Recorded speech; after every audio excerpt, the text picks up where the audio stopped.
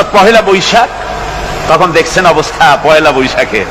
এবছর আমাদের দেশে পয়লা বৈশাখে ঢাকায় যে দৃশ্য আমি টিভির মধ্যে দেখলাম, তাতে আমার মনে হয়নি যে 12 কোটি মুসলমানের দেশে রাজধানীতে এই দৃশ্য হচ্ছে।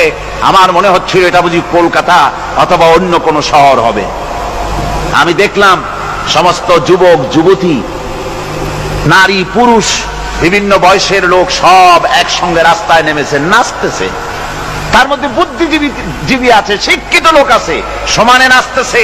আর তাদের মুখোশ পরা, বানরের মুখোশ, কুকুরের মুখোশ, শূকরের মুখোশ, ঘোড়ার মুখোশ, পাতিশিয়ালের মুখোশ, এই মুখোশ পরে এভাবে নাচতেছে। আমি চিন্তা করলাম, নববর্ষের সাথে কুত্তার মুখোশের সম্পর্ক কি? নববর্ষের সাথে পাতি শ্রীগালের মুখোশের সম্পর্ক কি? তাহলে ওরা কি বলতে চায় যে আগামী বছরটা আমরা কুত্তার ভূমিকায় অ্যাক্টিং করব, অথবা শ্রীগালের মতো ধূর্তামি করব জাতির সাথে? তারপরে কি করলো? সকাল বেলায় যুবক যুবতী পয়লা বৈশাখ সূর্য উদয়ের আগে রমনা লেকের পাড়ি গিয়ে সব দাঁড়িয়েছে বাসন্তী রঙের শাড়ি পরে। তারপরে সেখানে দাঁড়িয়ে সূর্য উদয়ের পানে তাকিয়ে সকাল বেলায় ভাবে করজোর করে বলছে, এসো হে নববৈশাখ স্বাগতম হে। নববৈশাখ অলক্ষে বোধহয় এটা শুনে বলতেছে, বাবাজিরা আমারে ডাকতেছো, অপেক্ষা করো, আমি আসতেছি। আমারে ডাকতেছো, আমি আসতেছি, কোমরে গামছা বেঁধে আসতেছি, 225 মাইল স্পিডে আসতেছি, 30 ফুট উঁচু জলোচ্ছ্বাস নিয়ে আসতেছি, নববৈশাখের মজা স্বাদ চাকাইতে।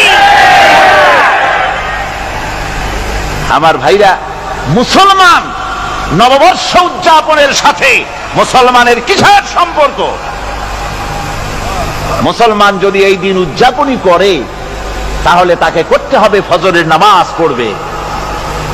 মুসলমান নববর্ষ উদযাপন করবে, ফজরের নামাজ পড়বে, তারপরে কোরআন শরীফ তেলাওয়াত করবে, দরুদ শরীফ পড়বে, আল্লাহর দরবারে হাত তুলে বলবে, রব্বুনা রাব্বিন, 1 বছর পার করে দিলাম, নাফরমানি ছাড়া কিছুই তো করি নাই, বিগত বছরে যা করেছি মাফ করে দাও, আগামী বছরটা গোটা জাতি আর দেশের জন্য কল্যাণকর মঙ্গলময় করে দাও।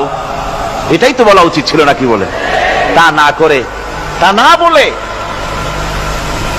বৈশাখের পরিচালককে না ডেকে সরাসরি বৈশাখকে আহ্বান করা হয়েছে। আর বৈশাখ আহ্বান করার মজা জনমের মতো দেখাই দিয়েছে। আল্লাহ রাব্বুল আলামিন তাই বলেন, কাফেররা তাদের কাজ হলো শুধু খাওয়া, তারা এমন খাওয়া খায় জনমের মতো খায়। ইয়াকুলুনা কামা তাকুলুল আনাম, জানোয়ারে যেমন খায় ওই রকম খায়। তার মানে খায়, একটু বিসমিল্লাহ কয় না, খায়া যখন ছেড়ে দেয় তখন আলহামদুলিল্লাহ বলে না, বাহাদ্দা খায়, আবার বাহাদ্দা খায়। ডাব একটা কাটলো, বিসমিল্লাহ নাই, খাইলো, 2-4 ঢোক খাইয়া পুরা ডাবটারে ফেলাই দিল। ডাবটা কি তোমার বাজান তৈরি করছিল নাকি? একটু বিসমিল্লাহ বললা না, একটু শুকরিয়া আদায় করলাম। আমি গত এই যে ডিসেম্বর গেল, ডিসেম্বরের 16 তারিখ আমেরিকা থেকে এসেছি।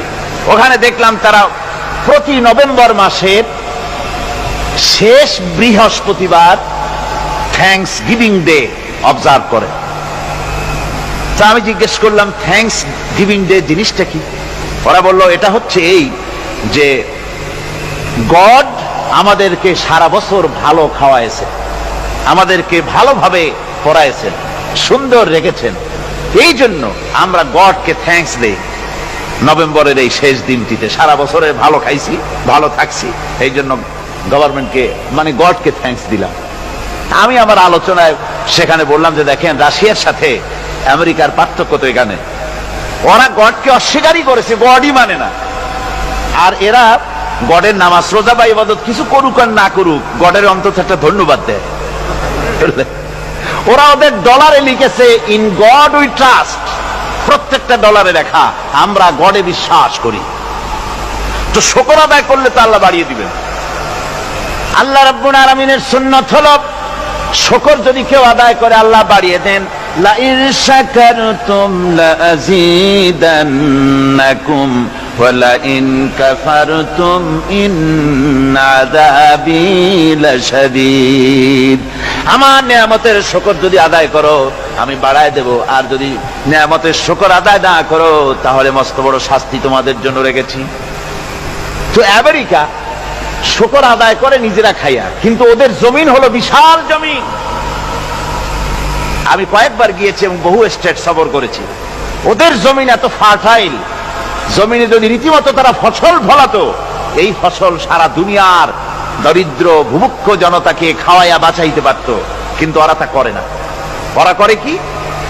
ওরা মুনাফার হার, বাজার দর ঠিক রাখার জন্য নির্দিষ্ট পরিমাণ জমিনে ফসল ফলায়, কিন্তু জমিন এতই উর্বর ওদের মেজারমেন্ট করা, মাপ করা, হিসাব করা ফসল হয় না, ফসল হয় বেশি।